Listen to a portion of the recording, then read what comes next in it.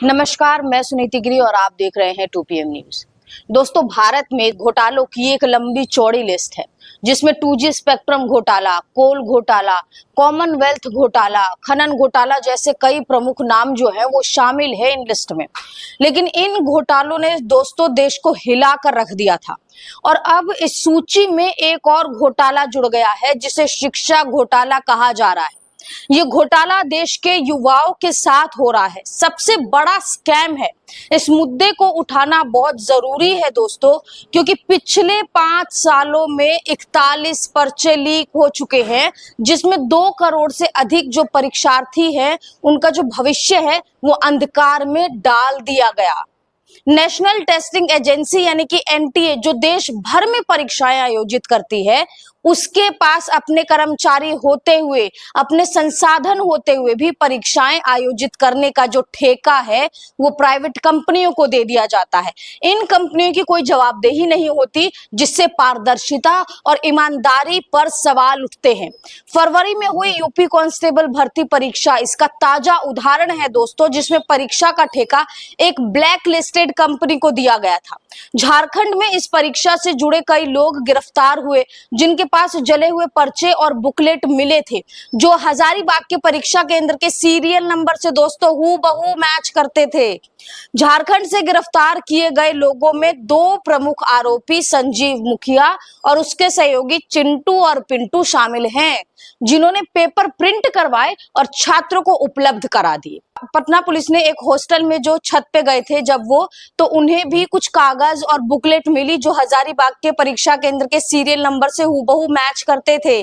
इस घटना की पुष्टि बिहार और झारखंड पुलिस दोनों ने की। देश के शिक्षा मंत्री धर्मेंद्र प्रधान, जो कि अभी भी सो रहे हैं, इस मुद्दे पर प्रेस कॉन्फ्रेंस करते हुए एक उच्च स्तरीय समिति बनाने की घोषणा की।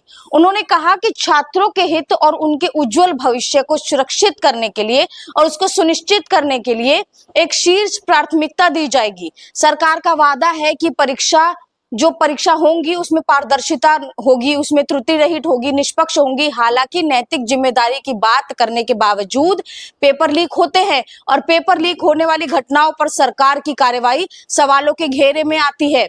बिहार सरकार इस मामले पर कोई ठोस कदम नहीं उठा रही।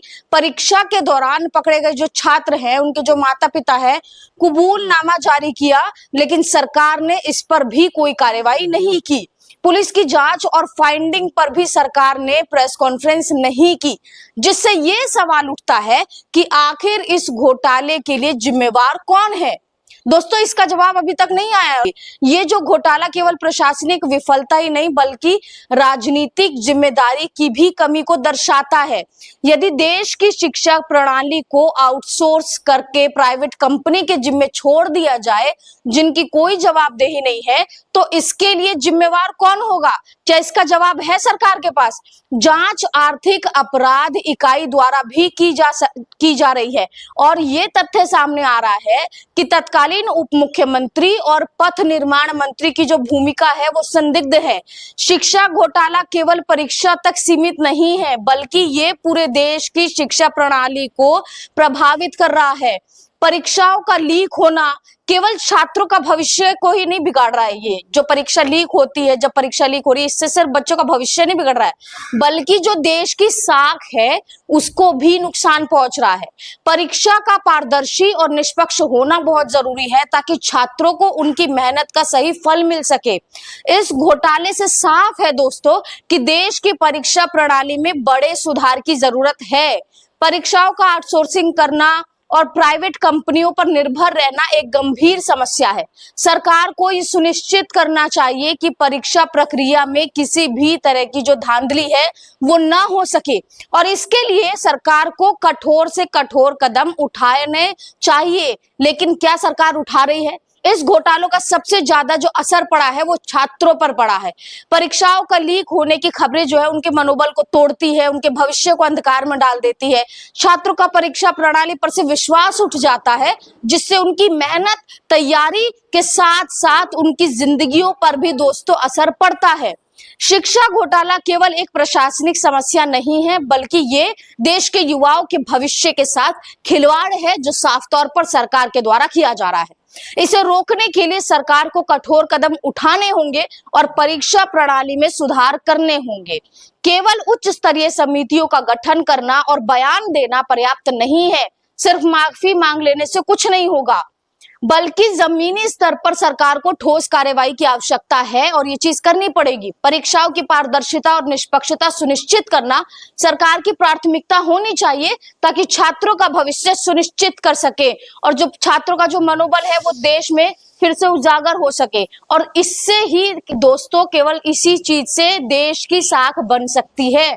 लेकिन सरकार इस जगह पर क्या कर रही है? सरकार अभी भी माफीनामा भेज देती है, माफी मांग लेती है, लेकिन जब एक्शन की बात आती है तो सरकार दोबारा से सो जाती है। लेकिन अभी भी दोस्तों, इस देश में परीक्षा को लेकर पारदर्शिता जो है वो लानी पड़ेगी और इसके लिए कड़े से कड़े कदम उठाने पड़ेंगे। इस पर आपकी क्या राय है, हमें कमेंट बॉक्स में जरूर बताएं और ऐसी तमाम वीडियो को देखने के लिए जुड़े रहिए हमारे साथ। तब तक के लिए नमस्कार।